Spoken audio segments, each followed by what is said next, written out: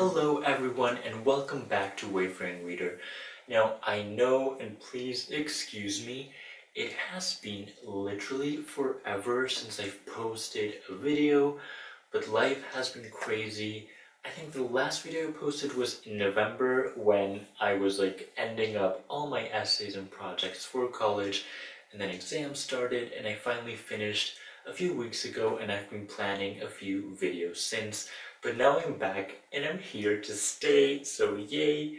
So please just stay tuned because I've got a lot of exciting things planned. For this video today, I just wanted to talk about Call Me By Your Name because, oh my god guys, you will not believe, this book is just so phenomenal. But in this case, I'm not only talking about the book, I'm also talking about the movie. However, this is not going to be really a review of any of the two. I have written a full-length review on Goodreads, so please go and check that out if you're interested to know more of my thoughts in detail. So what is Call Me By Your Name? Now, Call Me By Your Name is a love story, gay-themed LGBT, that takes place in the 80s in Italy. And it is a story of 17-year-old Elio as he meets Oliver, this college graduate from the United States that comes over for the summer to work alongside his dad and finish his publication because Elio's father is a university professor, and so he's going to be his assistant. And each summer, since Elio can remember, they've had different assistants. But with this one, something happens, and he starts to feel something for Oliver, and that kind of escalates into more and more. The book is just such a turmoil and such a fantastic ride of emotions. Like, I wrote this on my review, it has such an intensity. Each page is leaking of feeling that are so intense and sometimes so gut-wrenching. You just have to stop reading because you can't, and at the same time, Asimon's writing style is just so eloquent and so phenomenal that it just keeps you turning page after page. And it was all because of the intensity and kind of the feelings it evoked, because even if it is LGBT themed, I think anyone can really relate to it. I think straight people will be able to relate to it too. But just because it represents and it depicts the first love, the intensity of it, the heartbreak of it, in such a phenomenal way.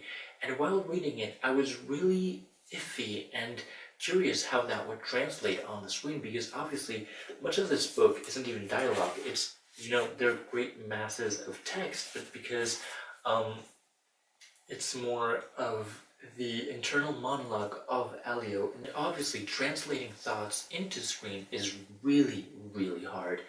And I was really wondering if they would manage to translate that intensity. And since I read, it took me 4 days to read the book, and then right after that, I watched the movie the next day.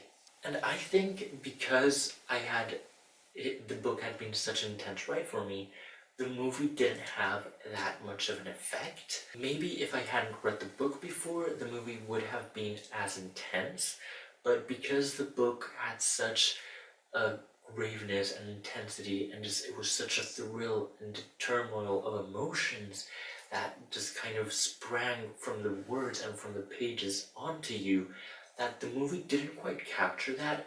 But I do feel that people who haven't read the book or who will read the book after watching the movie will get that same experience. Both are still really gut-wrenching, but I did feel the movie had certain kind of scenes where if you didn't read the book, you could kind of misinterpret the reactions of the characters because you didn't really know what they were thinking. Well, so that was kind of a bit of a disappointment. Not a very large and huge disappointment, because obviously translating thoughts and emotions onto screen is so hard, but I must say Armie Hammer and Timothée Chalamet are such grandiose actors. Oh my god, they just managed to make this movie so good. One of the other things I really loved about the book was the atmosphere. The atmosphere of this 80s Italy where there's no technology. You kind of spend the summer going to the beach and riding your bike and reading book, and in Elio's case, transcribing music because how crazy is that? And that kind of atmosphere and ambiance and feeling, so unique, and it was so well crafted through Asman's words. And the really surprising fact is there aren't that many descriptions. You don't have paragraphs and pages describing the village. You just kind of imagine it from kind of these movies you've watched.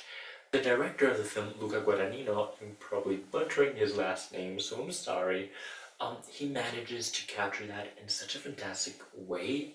I know he did film the movie in his hometown because he is Italian, and I think he really understood, since he really understood the setting he was working with, that really translated well into capturing that kind of embracing ambiance that becomes kind of a character in and of itself in the story, and it's so rich and well done. Both in the book and the movie were so fantastic. Kind of the other topic I wanted to talk about was these sex scenes, because Call Me By Your Name is a very explicit book. I didn't expect it to be such an explicit book.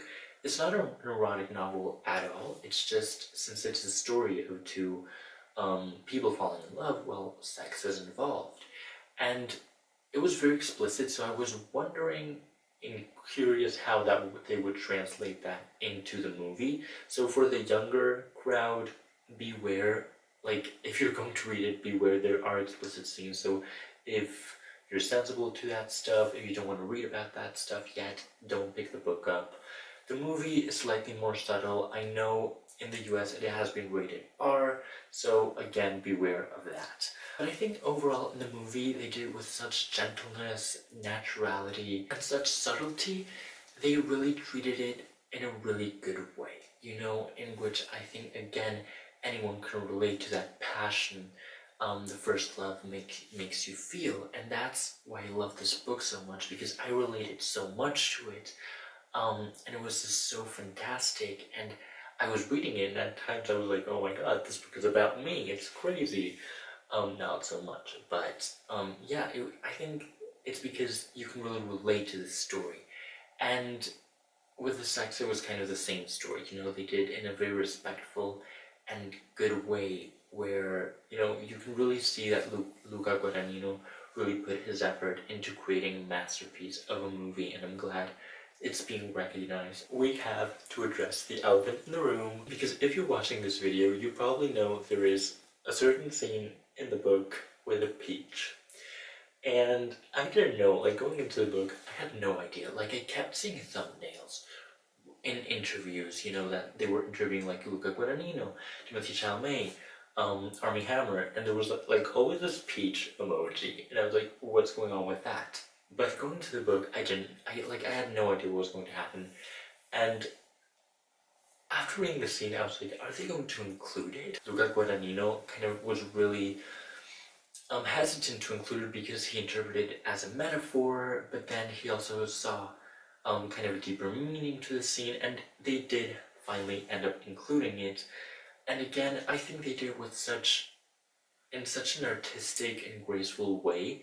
It felt really natural, and that's what I like about it. Nothing feels forced, it's not like 50 Shades of Grey where you feel like, what is this? What am I watching? No, it feels natural, it feels fluid, it feels organic, and that's why this movie is so good and why the book is so good.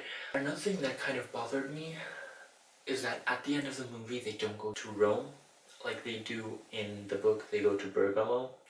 And I don't know what the issue was there. Maybe Rome wouldn't let them film, but I do feel Rome has such a magical aura to it that I think that kind of whole sequence of them being in Bergamo in the movie didn't have the same effect of them being in Rome. And in the book, when they're in Rome, there are several things that go down that I think are essential to understanding Elio and how he kind of evolves in the future. But whatever, I'm just fine with it. I just love the movie, I love the book. I'm going to be rereading this multiple times because I can't. And the number of quotes and just passages, and oh my god, it's too much. So this was all for this video today. I hope you've enjoyed it. Talking about a few changes on this channel. You guys know if you stick around from the beginning. Thanks to all of you guys who have been around from the beginning. But also I just wanted to let you know that before I try to post 2 videos a week. for the moment, I'm just going to film and post one video on Fridays because please bear in mind, I don't only film in English, I also film in Spanish. So it's not just editing one video, it's editing 2 videos, and that is so much work. But yeah, that's all for this video today. I hope you enjoyed it. Let me know down below if you've read the book, if you watched the movie, what you thought about them, and just all your thoughts, because I need to know and I need to talk to you guys about it. But again, that's all for this video today, and I hope you enjoyed it, and I'll see you next time.